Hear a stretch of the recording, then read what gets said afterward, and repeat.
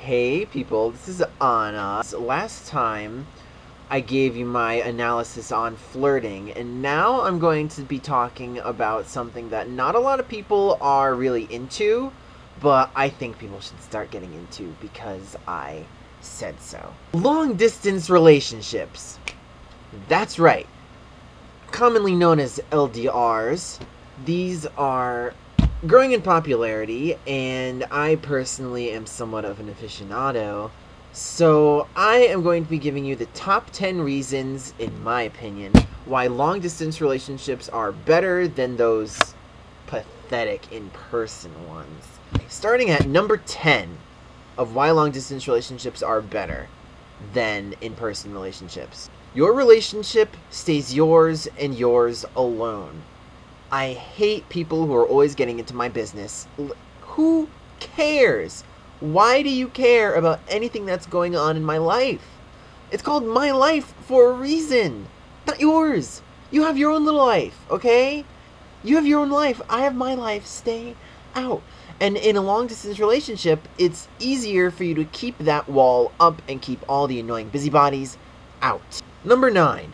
Long-distance relationships can be easier for people with social phobias, because think about it, you're not being judged on the way you look, the way you smell, the way you sound, and just things like that freak a lot of people out. I know a lot of people will get freaked out by that. So you can keep everything that you don't like about yourself private, to an extent anyway, while allowing yourself to open up at a level comfortable for you when you're online. Number 8. Meetings are always very intense, meaning that whenever you're in a long-distance relationship and you actually arrange a meeting with that person, it always results in a lot of sparks, sparks flying. Anyway, with that said, it's always a good thing. Number 7. The saying, absence makes the heart grow fonder, is cliche, but it's extremely true in this case. Because no matter what anyone says, you can't be in a relationship if you're not allowed to miss the person, I personally don't like people hanging on my every word, even though I find it very flattering, and I totally don't have like a massive ego or anything. I think it's just something that needs to happen, because if you can't miss the person, then you can't want to see them, and if you're always seeing them all the time, then it can get a little annoying. I don't know about you.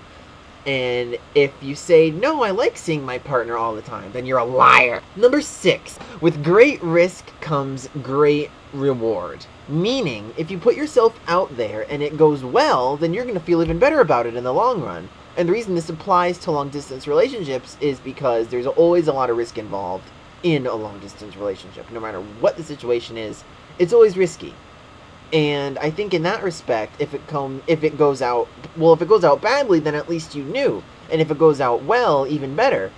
Because you made the risk, and you can feel good about yourself, and you can feel confident to make risks in other areas of your life in the future because that one went well for you. Number 5. You learn to treasure each little moment. Each little tiny precious moment. Treasure them all in a long-distance relationship. Because you're forced to, okay? You have to kind of step up your game a little.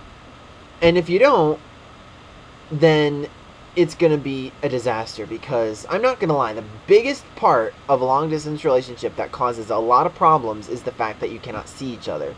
So if you learn to cherish everything you have with that person, it'll make the connection you have that much stronger. Number 4, there are so many more opportunities for romance in a long-distance relationship, because you gotta keep it creative. You have to keep the spark up. And if you don't, then it's just gonna fizzle out. And nobody wants the spark to fizzle out. I know I don't. I like my spark to be nice and bright and whoosh. Fire. The reason you should keep it sparking is because if you don't, then it's gonna get boring. Because, let's face it, what else do you have to work on? Romance is so important in a long-distance relationship, and if you keep it going, keep it creative, keep it good, keep it nice and sweet and tender, like all those horrible Jennifer Aniston movies do, you'll be on the right path to a successful LDR. Number 3, you truly get to know the person. behind all the defense mechanisms, behind all the garbage and the shit that people put out to protect themselves, it's a lot harder to do all that online. So you get to know the real person, and you fall in love with somebody for themselves, you know? You just get connected to somebody for the actual person that they are inside, not the person they're showing you because they're afraid of being vulnerable, because God forbid they get hurt even a little. Number 2, long-distance relationships demand your full commitment. Absolutely. Because if you're not totally throwing yourself into it, I can guarantee you it's not going to come out the way you want. Okay? If you're not putting yourself totally behind this relationship, then it's not going to work. For a long-distance relationship anyway. Because you need to put yourself into it so much. If you don't, then everything will start to build. And it'll start to bubble. Not in a good... there's a difference between bad bubbling and good bubbling. This is bad. Bad bubbling. And finally, the number one reason why long-distance relationships are superior is because they give you more time for yourself. You know, we all know people who become those, like, two-headed hydras when they get into relationships, and they're always together, and everyone only knows them for being with that other person. And it's annoying. And I bet they're annoyed by it too secretly, but they're too insecure because they always have to be dating somebody. And the reason why this is a good thing is because if you have more time to yourself, you can focus on things that you need to do for you.